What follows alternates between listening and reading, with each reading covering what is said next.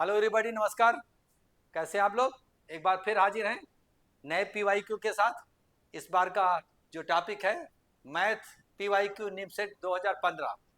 2015 में जो निमसेट एग्जाम हुआ था उसका पीवाईक्यू को वर्बली कैसे सॉल्व करते हैं। जैसा कि हम लोग बहुत सारा निमसेट का पीवाईक्यू डाले हैं जिसमें हर उसमें सिखाए हैं कि वर्बली कैसे सॉल्व करते हैं बिना पेन का यूज किए। बस क्वेश्चन पढ़ो और मन में कैलकुलेट करो और जवाब दे दो। तो ऐसे करीब करीब 40 से 45% 50% एग्जाम में क्वेश्चन रहते ही रहते हैं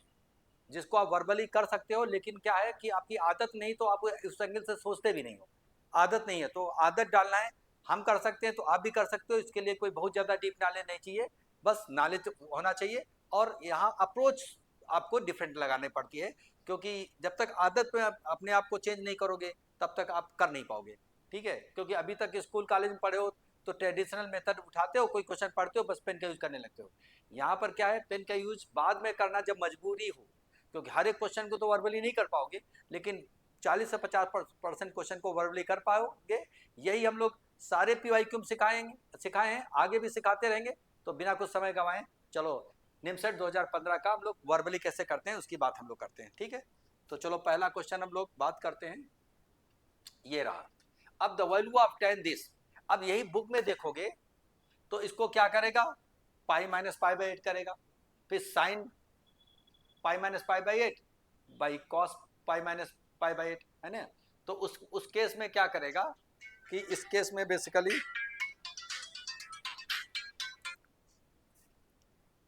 उस केस में क्या होगा कि आप साइन कास में करो करो फिर हाफ एंगल बनाओगे, फिर उसके पाई बाई 4 की वैल्यू डालोगे तो last time will be wasted. हम जो आप अप्रोच आपको बताने जा रहे हैं वो आपको कभी किताब में कोई बताएगा भी नहीं, कहीं किताब में नहीं मिलेगी, क्योंकि हमारा सोचने का नजरिया ही अलग है। ठीक है, नजरिया ही अलग है। तो हम लोग क्या करते हैं, इसको एक बार साइलेंट मोड में कर देते हैं। देखिए, द वैल्यू ऑफ टेन। अब ये सबको पता है कि टेन 7 पाई बाई 8 को हम ले सकते हैं, क्या लिख सकते हैं, पाई माइनस पाई बाई 8। और pi minus theta tan theta होगा, तो टेन पाई बाई 8, इसमें तो कोई दिक्कत नहीं। अब pi by 8, pi by 4 45 degree होता है, तो पाई बाई 8 क्या हो जाएगा, करीब करीब लगभग 22.5 डिग्री। अब 0 पर 45 में क्या होता है, 1 और 8 होता है ना। 0 और 45, 0 टेन 0 0 टेन 45 1, उसका आधा किया 22.5 डिग्री। तो अब जब ये 22.5 डिग्री हुआ तो इसका मतलब क्या हुआ कि उसकी वैल्यू भी आधे के करीब होगी। और कर्व ऐसे जाता है तो आधे से थोड़ा सा कम होगा, क्योंकि स्ट्रेट लाइन तो है नहीं। तो हम लोग क्या करेंगे, हमको निकालना है value ten 22.5 degree. Pi minus pi by 8 का मतलब 22.5 डिग्री, 45 का आधा, पाई बाई 4 का आधा। अब 22.5 डिग्री निकालने के लिए 0 और 45 है ना, टेन 0 0 टेन 45 1, तो आप 22.5 डिग्री यानी बीच का वैल्यू। तो ऐसे कर जाएगा तो मिडिल से थोड़ा कम। ठीक है, तो 0 और 1 का आधा किया, हाफ आया, हाफ से थोड़ा कम। अब देखो हाफ से थोड़ा कम कौन सी वैल्यू हो सकती है, ये तो 1 से ज़्यादा है, 1 से ज़्यादा है। और यहाँ पर इस केस में ये तो निगेटिव है। ठीक है, और यहाँ पर भी निगेटिव है, लेकिन हाफ से थोड़ा कम। तो यहाँ पर देखिएगा अंडर रूट 2 की वैल्यू क्या होती है, 1.41, 1 जाएगा तो पॉइंट निगेटिव में 0.414 के करीब, हाफ से थोड़ा कम है। और इधर आपका बहुत छोटा कम है, 1.47 में आपका अंडर रूट 3 वैल्यू 1.7 होती है। 1.7 में 1.4144 घटाओगे तो ये जो फ्रैक्शन वैल्यू आएगी निगेटिव में वो बहुत ज़्यादा कम रहेगी, हाफ से जस्ट थोड़ा। तो हाफ से जस्ट थोड़ा यही होगा। हमने कहीं एक्चुअल वैल्यू यहाँ पे नहीं निकाला, यहीं पे नहीं निकाला कोई एक्चुअल वैल्यू, और वर्बली कैलकुलेट कर दिया। मैं एक बार लिख के दिखाता हूँ तो ज़्यादा क्लियर हो जाएगा। जैसे यहाँ पर इसी को लिखोगे ten pi minus pi by 8। ठीक है, पाई माइनस पाई बाई 8, तो ये हो जाएगा, क्या हो जाएगा, टेन पाई बाई 8 माइनस के साथ। इस बात से सहमत हो, नहीं समझते? Pi minus second point negative होता है। ये करीब करीब क्या होता है, 22.5 डिग्री, 22.5 डिग्री हो जाएगा एग्जैक्टली। पाई बाई 4 45, उसका आधा कर लिया। अब जब टेन की बात करते हैं तो टेन का जब कर्व होता है ये हो जाएगा पाई बाई 4। तो इस केस में टेन का जब कर्व होता है तो टेन का कर्व ऐसे जाता है, इतना तो दिमाग में सबका होगा। पाई बाई 4 पर क्या देगा, पाई बाई 4 पर 1 देता है ना, और ये 0। हमको यहाँ पे वैल्यू चाहिए। तो जब π/4 पे 1 दे रहा है और हमको 22.5 डिग्री पे चाहिए, तो 1 और 0 का आधा होगा, आधा मतलब 0.5। कर्व स्टेट तो जा नहीं रहा, ऐसे थोड़ा सा क्या होगा, मुड़ के जा रहा है, ऐसे स्लेंथ तो नहीं जा रहा है ना। तो इस केस में आधे से थोड़ा, क्योंकि पहले धीरे धीरे क्या वैल्यू बढ़ती फिर एकदम से बढ़ती है, तो आधे से थोड़ा कम होगा। स्ट्रेट होता, स्ट्रेट लाइन होती तो बीचों बीच मिडिल होता, आरुगेटी माइन, तो 0.5 होता। लेकिन कर्व ऐसे जा रहा है, यानी धीरे धीरे पहले बढ़ा फिर बाद में तेजी से बढ़ा है, तो मिडिल से थोड़ा कम। तो मिडिल से थोड़ा कम न्यूमेरिकल वैल्यू, क्योंकि सबको पता होता है √3 √2 वैल्यू क्या क्या होती है। तो आप देखिएगा मिडिल से थोड़ा कम हो, निगेटिव हो गया, कुछ सेकंड का निगेटिव होता है, तो यही आपका 0.5 से थोड़ा कम 0.4 के आसपास है। बाकी की वैल्यू ये ज़्यादा है, ये ज़्यादा है, ये बहुत कम है, 1.414 होता है और 1.73 समथिंग होता है, तो बहुत है। मिडिल से ज़्यादा अंतर है, ये मिडिल के ज़्यादा नज़दीक है और कम है, यानी 0.5 से थोड़ा ही कम है ना, थोड़ा ही कम बीचों बीच में, क्योंकि हमको 22.5 डिग्री पर वैल्यू इसकी चाहिए। तो अब ये वर्बल हो रहा नहीं हो रहा, तो ये इस नज़रिए से, ये कोई मेथड नहीं हुआ। अब 11th में कहीं बोर्ड एग्जाम में सब्जेक्टिव या कहीं लिखते हो तो इससे नहीं कुछ नंबर नहीं मिलेगा, ये केवल हमको ट्रिक टेक्निक अप्लाई कर रहे हैं कि कैसे हम सही आंसर ढूंढ पा रहे हैं, क्योंकि मेथड अप्लाई करोगे तो टाइम लगेगा, वर्बल नहीं होगा, 1 मिनट से ज़्यादा लगेगा, 2 मिनट भी लग सकता है, ठीक है। तो हम आपको सिखा रहे हैं कि कैसे वर्बली करेंगे, सिखाने में बताने में जरूर समय लगेगा, लेकिन जब कंसेप्ट जान जाओगे तो सेकंड में जवाब दोगे। तो चलो हम लोग क्या करते हैं, नेक्स्ट करते हैं। नेक्स्ट देखिए यहाँ पर क्या है, A B are the vectors है mod of A equal to क्या है 13, mod of B equal to 5, then A dot B 60, then value of mod of A B. अरे माड ऑफ ए बी क्या होता है, mod of A into mod of B, है ना। तो क्या हो जाएगा 13 into 5 into sine theta, sine theta होता, और यहाँ इससे कास थीटा निकाल लेना। तो A dot B equal to mod of A mod of B cos theta, तो कास थीटा आपका आ जाएगा 60 equal to 13 into 5 into cos theta, तो यहाँ इधर आ गया, तो यहाँ आ जाएगा आपका 60 डिवाइडेड बाई, तो मैं समझता हूँ कि ये आपका वर्बल करोगे तो 60 इक्वल टू इधर डिवाइड करोगे तो 60 डिवाइडेड बाई 13 इंटू 12, नीचे आपका 12 हो जाएगा, तो 12/13 आएगा, तो cos थीटा 12/13, तो साइन थीटा हो जाएगा 5/13, और फिर इसमें डालोगे तो दिस इंटू 5/13, 13 तक के 5 25 आ जाएगा, दिस विल आंसर। देखोगे मैंने क्या किया, अभी जब जो मन में किया वो क्या किया आप जान जाओगे। ये सबको पता है A dot B equal to mod of A mod of B cos theta होता है, तो ये आपका 60 दिया हुआ है, ये आपका 13 दिया है, ये 5 दिया है, यही कॉस थीटा, तो यही कॉस थीटा मन में कैलकुलेट किया, कॉस थीटा इक्वल टू आ जाएगा यहाँ पर 12/13 आएगा, कटोगे 5 से, 5 12 60 होता है 12/13। अब cos थीटा में सबको पता है कि ये 12/13 है, 12/13 है, 13 है, तो ये 5 होगा, तो उस केस में क्या होगा sine theta this and this. अब साइन थीटा मॉड लेना है, तो ए क्रॉस बी का मॉड जो होता है mod of A mod of B sine theta, तो मॉड ऑफ ए का मतलब 13 इंटू 5 और इंटू 5/13, साइन थीटा 5/30 होगा, 13 कैसे, यही मन में किया। तो यहाँ पर क्या वहाँ साइन थीटा जरूरत है, तो उसके लिए cos थीटा से साइन थीटा में कन्वर्ट कर लिया और इससे cos थीटा आ जाएगा, तो बेसिक फार्मूला पढ़े होगे। तो ये जो कर रहे हैं ये मन में करोगे, अब आप मन में करो कि भाई इसकी डेफिनेशन को पता है, ये 60 दिया है, ये 13 दिया है, 5 दिया है, तो cos थीटा आ जाएगा, डिवाइड करोगे 13/12 आएगा, फिर राइट एंगल ट्रायंगल में बेस बाई हाइपोटेन्यूज, फिर परपेंडिकुलर आपका 5 आएगा, साइन थीटा 5/60 आएगा। अब उसका इसमें यूज कर रहे हैं,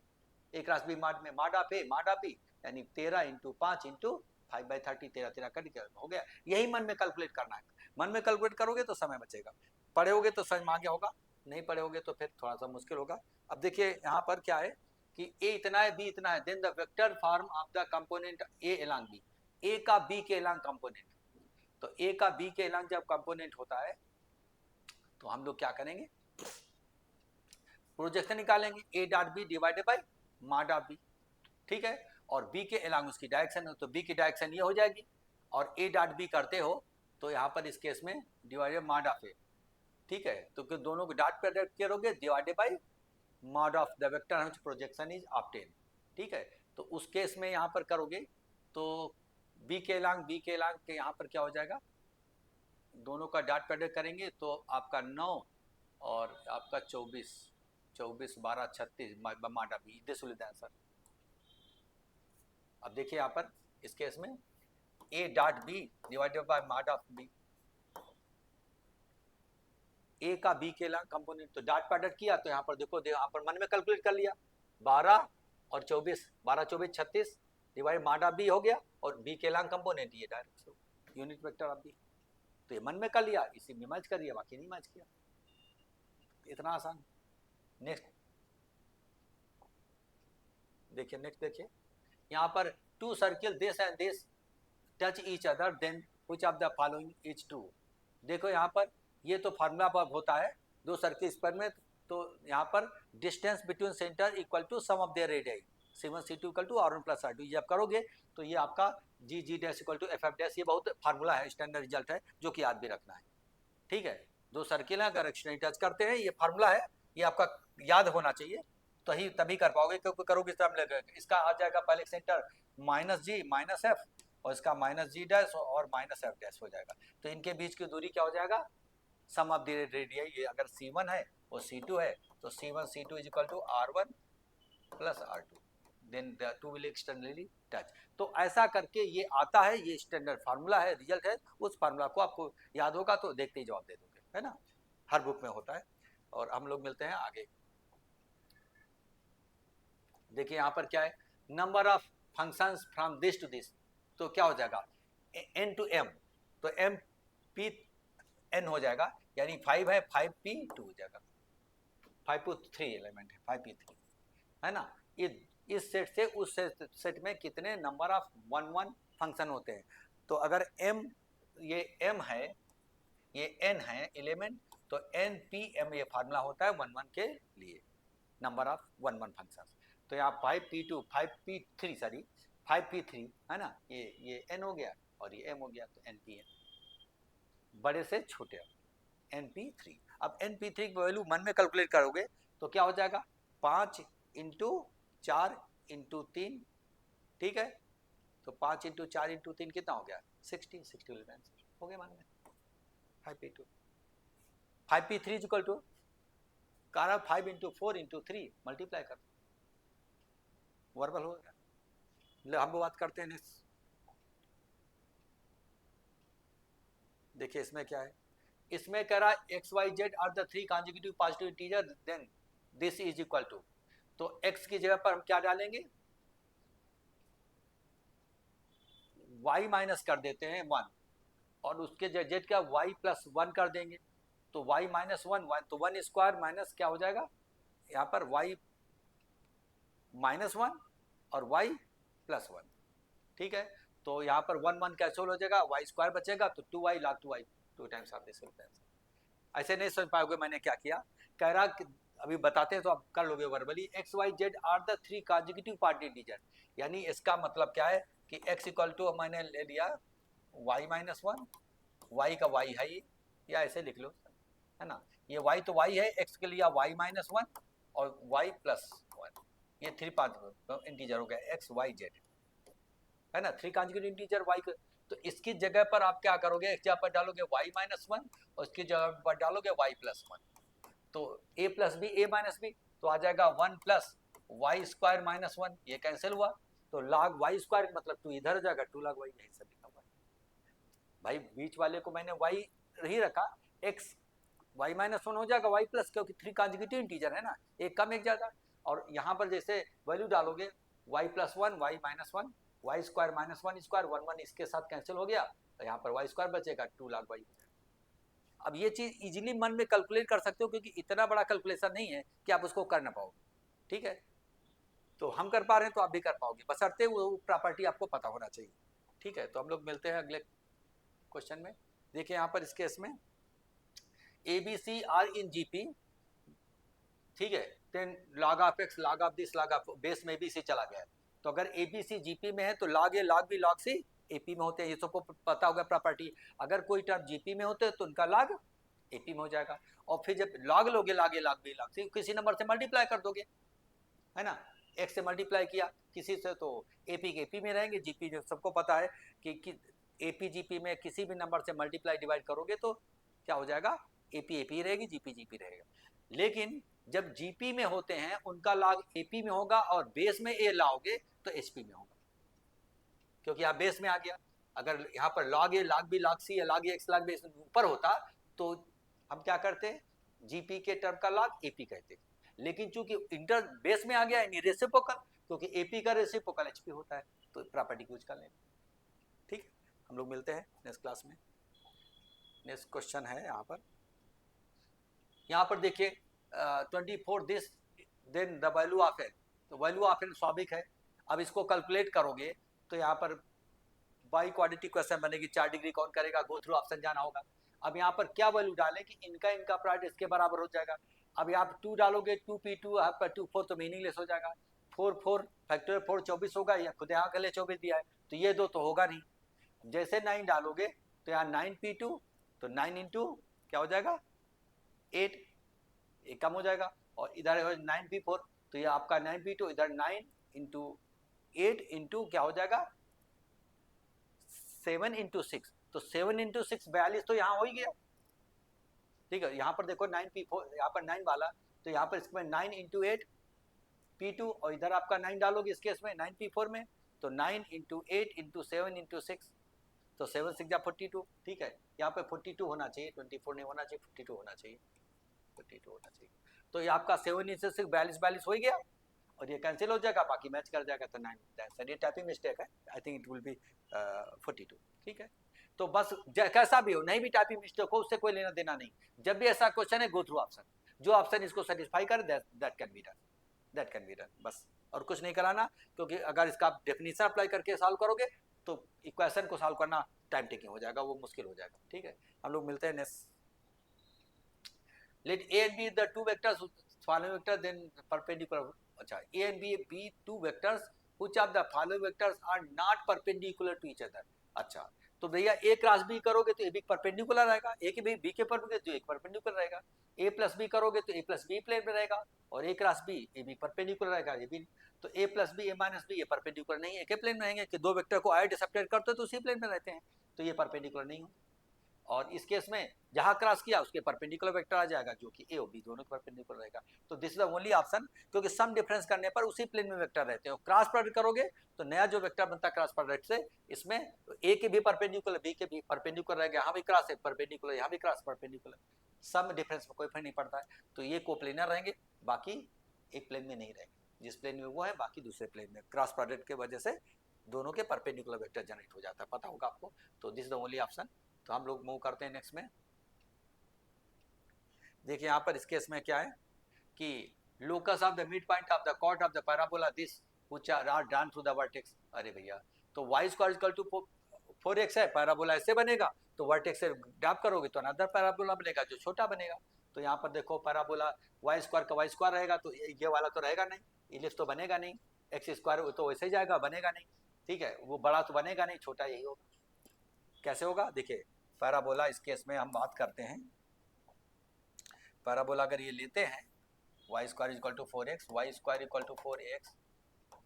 तो इसके मिडिल पॉइंट का लेंगे, ये हुआ, मिडिल पॉइंट लिया ये हुआ, मिडिल पॉइंट हुआ ये हुआ, मिडिल पॉइंट लिया ये हुआ, मिडिल पॉइंट लिया ये लिया, तो इन सारे इसका क्या करेंगे, ये जो बना पैराबोला तो स्वाभाविक है उसी डायरेक्शन में ऐसे बनेगा, तो इसका लैटिस रेक्टम छोटा होगा, कम होगा, तो कम होगा, इसका आधा है, ये तो इससे ज़्यादा है, 8 तो नहीं हो जाएगा, इतना बड़ा तो नहीं हो जाएगा मिडिल पॉइंट का, और इधर का इधर ही रहेगा, y square equal to 4x है तो y square to 2x 3x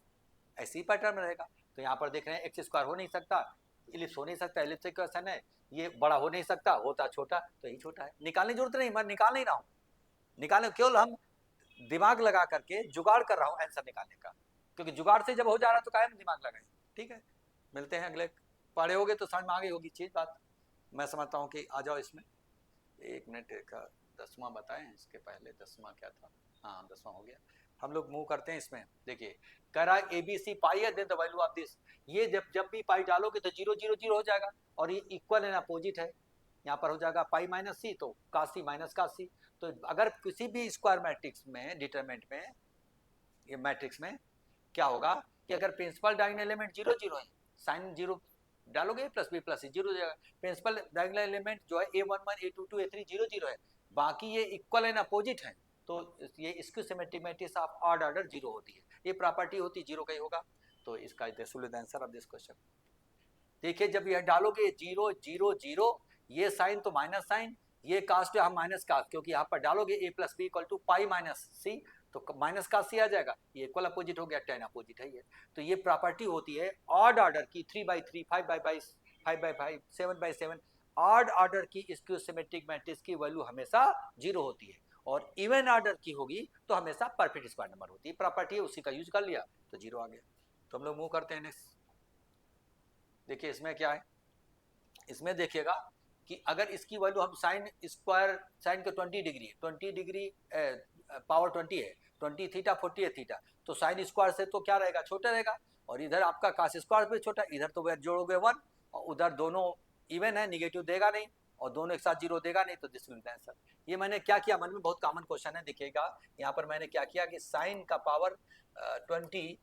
theta less than equal to हो जाएगा साइन स्क्वायर थीटा, क्योंकि most of the time sine fraction देता है, सबको पता है, साइन हो या कास थीटा हो, दिस गो -1 to 1, जब इवन पावर करोगे तो 0 से बन देगा, 0 से बन देगा, है ना, साइन एक्स 0 से बन देगा। तो यहाँ पर जैसे पावर बढ़ाओगे fraction most of the time देगा,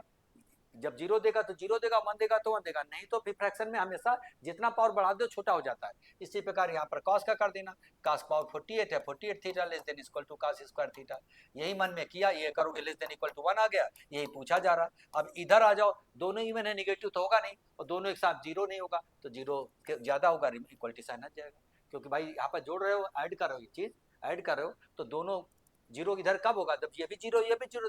तो दोनों एक साथ 0 देता नहीं, या तो साइन 0 देगा तो फिर कास देगा, ठीक है, तो इसलिए 0 से अधिक देगा, निगेटिव देगा नहीं, कि निगेटिव वजह से प्लस माइनस हो जाए बिकॉज ऑफ इवन पावर, तो साफ साफ जाए दिस विल बी आंसर। और राइट हैंड साइड में जब ऐड करोगे तो आ जाएगा, ये आ जाएगा, क्योंकि यहाँ पूछा जा रहा है उतना ही पावर चढ़ा दिया, जितना पावर बढ़ाओगे उतना ही क्या हो जाएगा, छोटा होता जाता है, तो स्क्वायर से वैल्यू छोटी हो जाएगी, छोटी क्योंकि most of the time fractional value होगी, पर्टिकुलर एक दो वैल्यू छोड़ करके सारे केस में जैसे पावर बढ़ाते हो फ्रैक्शन की वजह से छोटा हो जाएगा। तो ये चीज बहुत कॉमन क्वेश्चन है जो कि आपको किए भी होगे, ठीक है, जब हर बुक में होता है, बहुत कॉमन क्वेश्चन है। हम लोग बात करते हैं इसमें, ठीक है, foot of perpendicular from this point on this line. अब जब किसी पॉइंट से किसी लाइन पे परपेंडिकुलर ड्रॉप करोगे तो फुट ऑफ परपेंडिकुलर लाइन पे लाई करेगा, तो क्या ये पॉइंट इस पे लाई करेगा, अगर फुट ऑफ परपेंडिकुलर होगा लाई करेगा, तो इस पे लाई करोगे तो आधा डेढ़ दो, दो इधर 1 है, नहीं चलेगा, इधर आधा माइनस का 1, ये 1 चलेगा, ये चलेगा, ये सेटिस्फाई कर दिया, बाकी नहीं करेगा, हो गया, कुछ करना ही नहीं, ये नन ऑफ दीज है नहीं, ये वन ऑफ दीज होना पड़ेगा, और हमारे पास यूनिक ऐसा मिल गया, बाकी नहीं कर रहा है, इन दोनों का सम कर इसमें कर रहा है, क्योंकि भाई किसी पॉइंट से किसी लाइन पे फूटा परपेंडिकुलर ड्रॉप करो, तो ये फूटा परपेंडिकुलर इस पे लाइन पे लाई करेगा, तो इसको इन्हें लाई करा दिया, बाकी नहीं लाई करा, सिंपल सी बात है, ठीक है, हो रहा ना जुगाड़, बस जुगाड़ बता रहे हैं, बाकी मेथड तो आपको क्लास में सब बताते हैं, एक क्वेश्चन के 4 मेथड बताते हैं, ठीक है, तो वो अलग बात है, लेकिन अभी आपको समय बचाने की ट्रिक बता रहे हैं, क्योंकि ये जब दिमाग में रहेगा तो कैसे कर पाओगे। ये तो फार्मूला है, अगर ए बी सी 3 पॉइंट हैं, उनको ज्वाइन करोगे एबीसी तो ट्रायंगल बनेगा, इसका पोजीशन वेक्टर है, इसका बी, उसका सी, तो यहाँ पर वेक्टर बना करके और क्रॉस प्रोडक्ट मार करके हाफ करोगे तो ये आंसर हो जाएगा, A cross B plus B cross C plus C cross A, ये तो स्टैंडर्ड रिजल्ट है, ठीक है, किसी भी ट्रायंगल का एरिया जिसके vertices vector A B C से रिप्रेजेंट के, तो यहाँ पर हो जाएगा वेक्टर सी, तो ए वेक्टर बनाओगे C vector minus B vector, और क्रॉस हो जाएगा आपका ए वेक्टर माइनस बी वेक्टर, ये क्रॉस किया, मार्ड किया, और 1/2 हाफ ऑफ द मार्ड, यही एरिया हो जाएगा। तो जब करोगे तो ये आ जाएगा A cross B plus B cross C plus C cross A, ये एज गुड एज फार्मूला है, स्टैंडर्ड रिजल्ट है, जो सबको पता ही होना चाहिए, याद ही होना चाहिए, है ना। तो हम लोग बात करते हैं नेक्स्ट में,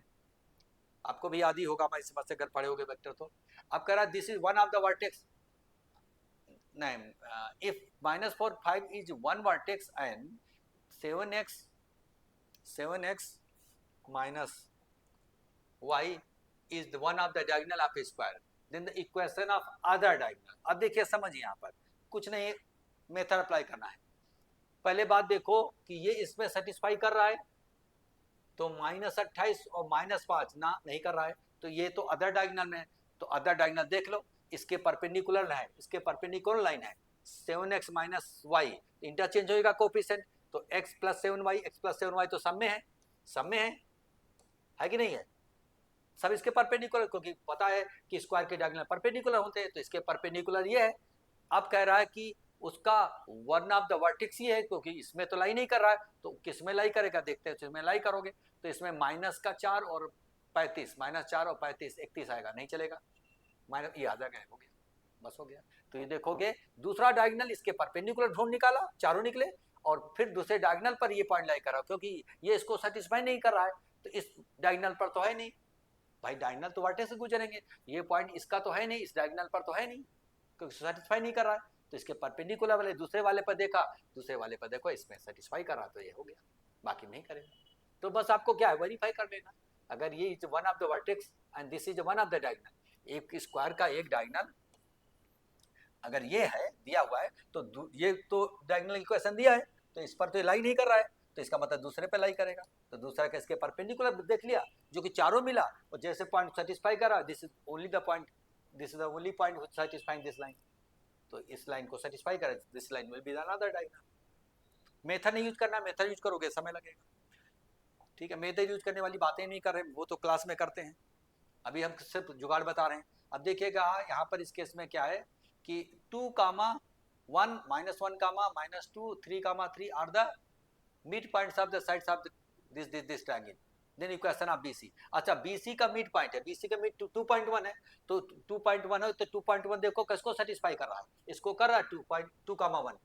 2, 1 बीसी का मिड पॉइंट है, और बीसी के इक्वेशन तो बीसी पहला ही करेगा, तो इस 2, 1 इसमें डालो, नहीं कर रहा है, 2, 1 इसमें डालो, 10 - 4 6, यस ये टीच कर रहा है, बाकी नहीं करेगा, हो गया काम। अरे भैया इस ट्रायंगल का देखिएगा, इस ट्रायंगल के मिडिल पॉइंट के दिए A B C, middle point के दिए और बीसी क्वेश्चन पूछ रहा, तो अगर मिड पॉइंट इसका बीसी का होगा तो बीसी पे सेटिस्फाई करेगा, अगर बीसी के क्वेश्चन पूछ रहा है, इस लाइन को सेटिस्फाई कर रहा है, इसलिए मिडिल पॉइंट होगा, सिंपल, बाकी नहीं कर रहा है, कुछ नहीं करना जुगाड़, ठीक है। देखिए हम लोग देखो कैसे कैसे जुगाड़ बताकर बना करके आंसर बता रहे हैं। अब कह रहा है A B C are B 3 vector, then vector in the plane of A and B which projection on C is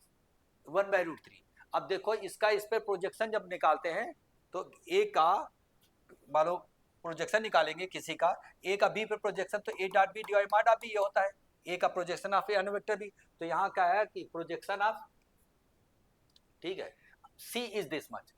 तो अब हम क्या करेंगे, इसका हम क्या करेंगे, इस वेक्टर का इस पे प्रोजेक्शन, तो दोनों को क्या करेंगे हम लोग डॉट प्रोडक्ट करेंगे, तो देखते हैं पहले मिलाते हैं 3 और माइनस प्लस 4,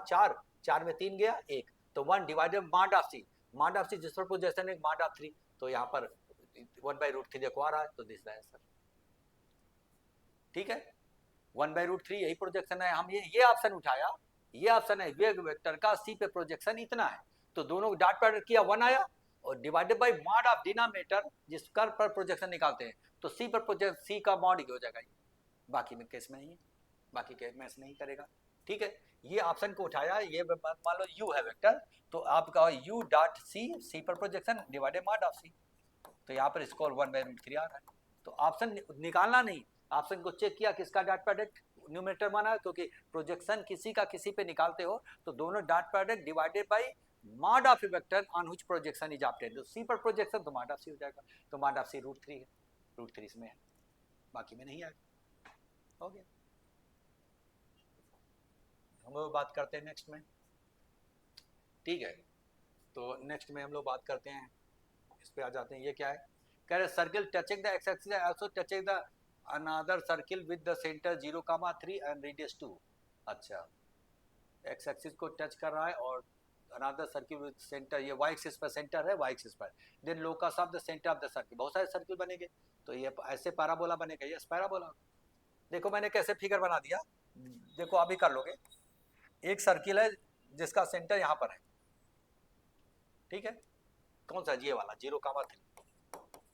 इसका रेडियस कुछ होगा 2 ही होगा, और कह रहा है और सर्किल जो इसको टच करे, इसको टच करे, मान लो ग्रीन कलर का सर्किल ले रहे हैं, तो ये इसको भी टच करे, इसको भी टच करे, इसके सेंटर का लोकस, ऐसे बहुत सारे सर्किल होंगे, बहुत सारे सर्किल होंगे, इनका सेंटर का लोकस क्या हो जाएगा, ठीक है,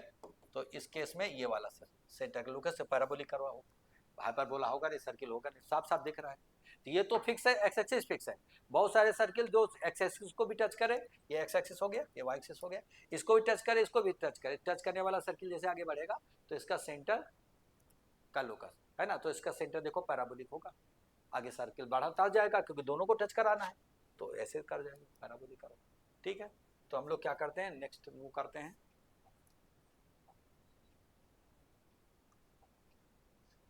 radius of the circle passing through the foci of the ellipse and the having the centre 0,3, यानी इस इलिप्स के लिए इसका सेंटर 0,3, तो ये तो mean in the minor axis हुआ, और माइनर एक्सिस तो 0,3, और फोकी से जाए, फोकी यहाँ पर होता है ए कामा 0, तो ए निकालोगे अंडर रूट ए स्क्वायर में B square under root 7, under root 7 का स्क्वायर 7 और 3 का स्क्वायर 9, 7 9 16, 16 का स्क्वायर रूट 4, 4 मिल जाए सर। देखो मैंने क्या किया, देखो मैं समझा रहा हूँ, समझ आ जाएगा। जो अगर इलिप्स पढ़े होगे तो कोई दिक्कत नहीं होगी। देखो मैं बता रहा हूँ क्या मैंने किया, मन में क्या किया वो हम एक्सप्लेनेशन देना चाह रहे हैं। ये इलिप्स हुआ, इस इलिप्स का इसका जो है वर्टेक्स क्या है 0,3 इन द माइनर एक्सिस है ना, और यहाँ फोकी होता है ये ए,0, तो ये रेडियस अगर सर्किल का सेंटर हो यहाँ से गुजरेगा, यानी सर्किल जो है यहाँ से गुजरे, ठीक है, तो उसका यहाँ पर रेडियस पूछा जा रहा है, तो यहाँ पर इसका इन द माइनर एक्सिस इसका 4 कामा, तो ये तो 4 0 -4 0 0 3 0 का -3 है ना, तो यहाँ पर इसका सेंटर यहाँ है सर्किल का, और इसके फोकी से गुजरेगा। अब देखिए फोकी क्या होता है, यही पढ़े होंगे under root A square minus B square होता है, तो यहाँ पर ए स्क्वायर माइनस बी मतलब अंडर रूट 7 हुआ, तो इसका कोऑर्डिनेट हो गया 7 अंडर रूट 7 कामा 0। अब डिस्टेंस फार्मूला किया, अंडर रूट 7 का होल स्क्वायर माइनस 0 7 रहेगा, और 0 -3 खोल कर 9, तो 7 9 16, 16 के square, distance between the 2 point 03 and under root 7 comma 0, ये ए कामा 0 ए इक्वल टू होता है ए स्क्वायर माइनस बी स्क्वायर, पढ़ोगे एसेंट्रिसिटी में, तो ए स्क्वायर इक्वल टू 16, 16 माइनस 9 हो जाएगा, 16 माइनस 9 7, अंडर रूट 7 आया। यही मन में कर लिया, ये हमको यही पता है, मन में कर लिया, ए स्क्वायर बी स्क्वायर 0 इधर 0 3, तो इसका डिफरेंस वही रहेगा, एस कोऑर्डिनेट, इसका डिफरेंट वाई कोऑर्डिनेट रहेगा क्योंकि इधर 0 है, तो इसका स्क्वायर करके under root this minus this whole square, तो 7 माइनस 0 होल स्क्वायर में 7, और 3 माइनस 0 होल स्क्वायर मतलब 9, तो उसका अंडर रूट, तो 7 9 16, 16 स्क्वायर रूट 4, कितना आसान है। अब पढ़ोगे लिफ्ट तो वर्बल कर पाओगे, नहीं पढ़ोगे तो फिर नहीं पढ़ोगे तो कोई भी वर्बल नहीं कर सकते हो, क्योंकि अल्टीमेटली नॉलेज ही काम आता है। अब देखिए यहाँ इस केस में क्या होगा, matrix this defined as this the value of determinant 1 different, my goodness, ये इतनी सारी डिटरमिनेंट का सम करा रहा 2015 का, तो जब 1 डालोगे 1 तो 1 0 1 तो 1 आएगा वैल्यू, 2 डालोगे डिटरमिनेंट 2 का 1 ऐड किया, 1 प्लस 2 ऐड किया, वर्बल हो जाएगा, 2 ऐड करोगे तो 2 यहाँ पर 1, तो 4 वैल्यू निकाल, 2 इंटू 2 4 माइनस 1 3, तो 3 आया। फिर आगे क्या डालोगे, 3 डालोगे तो 3 9 9 और माइनस 2 2 4 5 आएगा, तो ये तो क्या होगा, एपी बना रहा विद कॉमन डिफरेंस 2 है, और ये सबको पता है sum of n odd natural numbers का सम हमेशा n स्क्वायर होता है, तो यहाँ पर कितने 2015 तक जाओगे तो ये हो जाएगा। वर्बल आपको करना है, 1 डालोगे 1 1 0 0, तो 1 माइनस 0 1 आया, 2 डालोगे डिटरमिनेंट 2 इसकी वैल्यू निकालना है, 2 2 डालोगे तो 2 इधर 1 1 आएगा, तो 2 माइनस 1 3 आया, फिर 3 3 डालोगे 3 इंटू 3 9 मार लोगे ना, डिटरमिनेंट 9 और माइनस 4 5 आया, तो पता चला कि ये सब 8 नंबर का सम हो रहा, और 8 नंबर का सम ये सबको पता होगा। ऐसे करते करते अगर n तक जाते हो तो ये आपका n स्क्वायर होता है, पढ़ाया गया होगा एपीजीपी में, sum of n odd numbers is always equal to sum of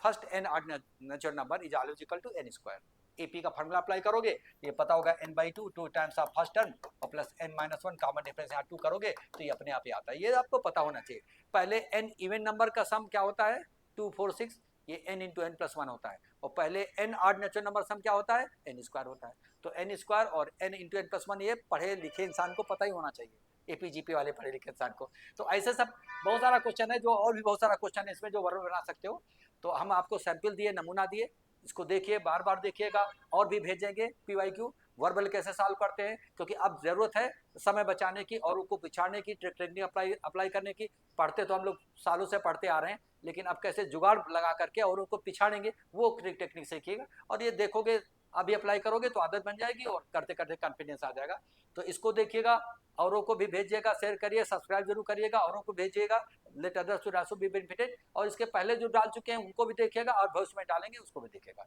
तो मिलते हैं अगले वीडियो में, टिल देन गुड बाय।